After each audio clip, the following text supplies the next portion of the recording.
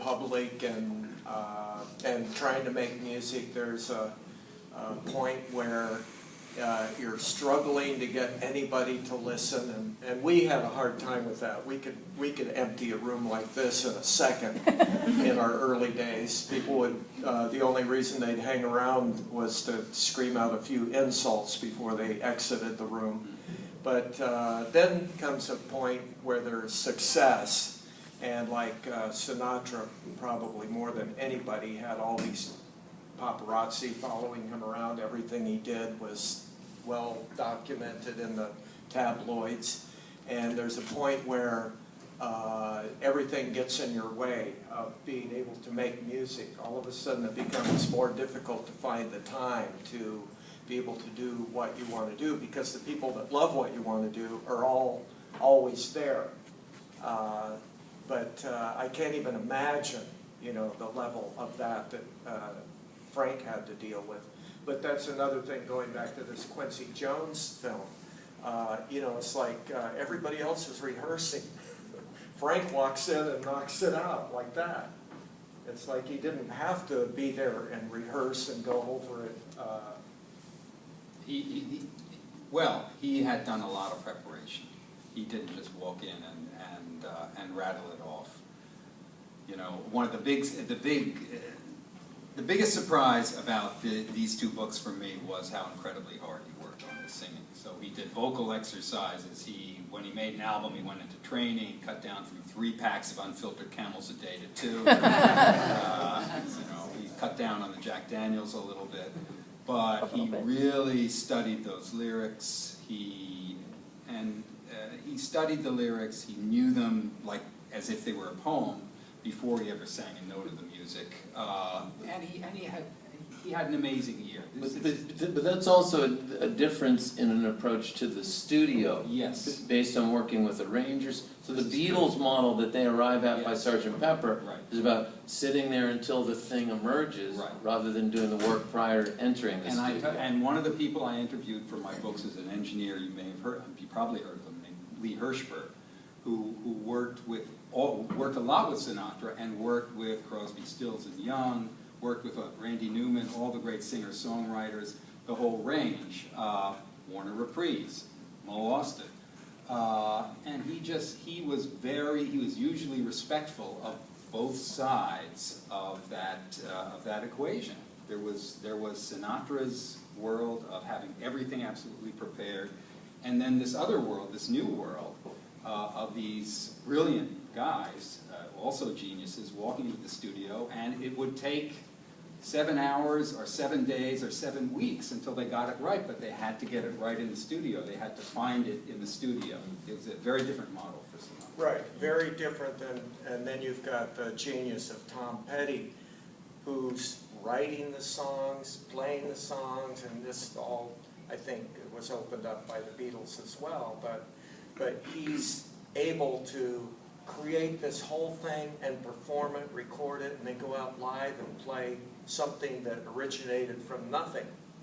I mean, for him, if you chart his trajectory, you can almost do it through producers, because the producers play key roles. He is, you know, songwriter, frontman, band leader, and all of that. But I think one of the things for a somewhat reclusive guy is he knew when to bring in the collaborator and how far to bring them in. So at times he was letting producers come quite far. With Jeff Lynne, it was Jeff Lynne's approach to record making, which is the constructivist Beach Boys model rather than the cutting live model, which most of his career is around. But those guys, Rick Rubin, you know, Jimmy Iovine, of course, and Denny Cordell, who had done the Joe Cocker records, Procol Harum, all these guys,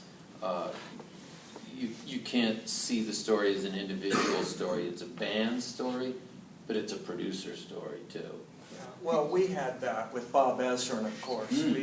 We were floundering to come up with singles. We knew how to write songs, we thought, but we didn't know how to make a hit single, and we learned that from Bob Ezrin. Now, there's something where the pre-production was a big part of it. We would be at a farmhouse in Pontiac, Michigan, just you know, and we'd have these, like the song I'm 18 was this long blues sprawling sort of a thing, and then we whittled it down to an AM single. And that was all prepared when we walked into the studio. We had everything pretty much ready. The whole album was pretty much ready to record. We, you know, a few things here and there would pop out. Could you say more about exactly what Ezrin did? Well, okay, so I'm 18 began on an organ, very moody boo-doo, boo-doo, boo-doo, boo-doo. You notice how I play organ? It's kind of like a high schooler in the backseat of a car. Anyway, so this long sprawling thing. So the very first song that we worked on with Bob Ezrin was I'm 18, because he had seen us play at Max's Kansas City and New York City, and we were very upset that night because not many people were there, and we were kind of dragging rock bottom at that point, and we played this very angry set, and he thought the song was called I'm Edgy, because we were in an edgy mood, I guess. So he shows up at the farm and he's like, okay, let's start with that song I'm Edgy, and we're like, well, I'm 18, and he's like, oh, really? I'm Edgy's pretty good though, isn't it? We play it for him, and he's like, well, you know, that'll never get on AM radio. Back then, FM played the long songs. You know, like you say, radio's changed radically since then, but a song to get on AM radio, unless you were the Beatles, you know, with Hey Jude or something. Or like a Rolling Stone. Yeah, right, exactly. Or, you know, other songs came on that broke that format. But back then it was pretty rigid. A new group had to have a song that was very short. So Bob Ezrin came in. The first thing he did is get rid of the intro. What? Our bluesy intro? Get rid of that. Let's start with let's start with 2 rounds of the chorus instrumentally. So, boom, boom, boom, boom, boom. All of a sudden, oh yeah, I get it. I get it. You know, and we were so into music, we were like sponges. Everything that he said, or Jack Richardson, who was his boss, who did all of the Guess Who records, those guys knew how to do that. And it's like what you're talking about. And same with Sinatra. It's like very few people, when you're in the music business and you're actually doing something that has these time limitations, these deadlines, can do everything themselves. You have to learn when to bring in the collaborator and when to listen to the producer, and because everybody's got their own ideas, but if you want to waste that clock is ticking away in the studio, those are big dollars in those days, and you have to learn when to say, okay, I'm going to give up, I think my idea is the best, but we're going to go with that and we're going to move forward. But I think you also point to a really important idea that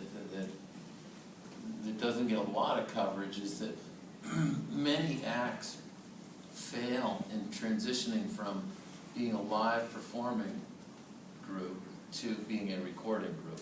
It's not like the Beatles were an exception. When they came in to make their first record, they did their act, and it worked as a record. A lot of groups, you know, don't make that transition. Because if you think about Booker T and the MG's Green Onions, really listen to how little is going on there.